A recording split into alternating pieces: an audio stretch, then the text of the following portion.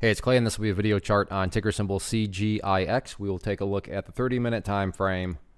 Real quick, what do I mean by 30-minute in case maybe you're new to charts? Instead of each one of these candlesticks here representing 1 day's worth of price action, which is what you would normally see, each one represents 30 minutes. So while this here may look like several days worth of time, it's actually today's price action broken down into 30-minute time slices. I like you this time frame that does a good job of telling the quote-unquote story of the price. And in this situation makes mapping out a very logical question quite straightforward. And that question revolves around the fact that today the price made a really nice bounce. I mean, when you consider where the price was at its low points this morning and then where the price ultimately closed, any rational person is going to say, yeah, the price has definitely made a very nice bounce. But that does lead to the valid question now of, but is there any sort of true power behind this bounce? Is there any sort of genuine strength? Or is this just some sort of knee-jerk reaction dead cat bounce? I have no idea, but like I said, by using charts, we can make mapping out that question very straightforward. And in my mind, it all revolves around a single area, and that area is down here at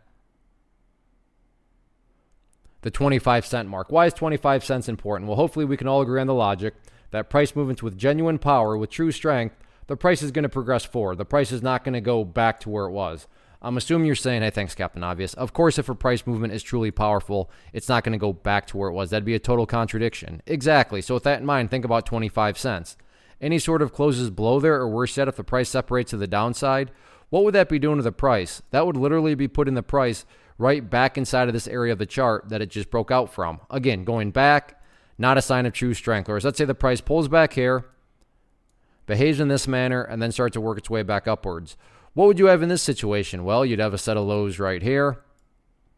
You'd have that set of lows down there. If you envision each one of those as stair steps, well, hey, now you have stair steps progressing in the upwards direction. And again, that's the name of the game. That's what a truly strong move is going to do. It's going to make progress. And again, in this situation, I am quantifying progress and that phrase as 25 cents.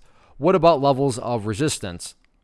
Pretty straightforward here. It's all about this pink line, which in the world of charts and on my chart denotes the 200 period. But within the world of charts, that's a very famous level where, even if you have a surface deep understanding of it, I'm sure you realize that when the price is below that level, while it's not impossible to break above it or anything like that, it is definitely an area where the price really does need to bring its A game if it's going to be able to not only fight above it, but then stay up above it. So all in all, though, any way you look at it, very nice bounce today. And now it's just a question going into Friday of, can the bulls build upon this momentum, build upon this bounce going forward?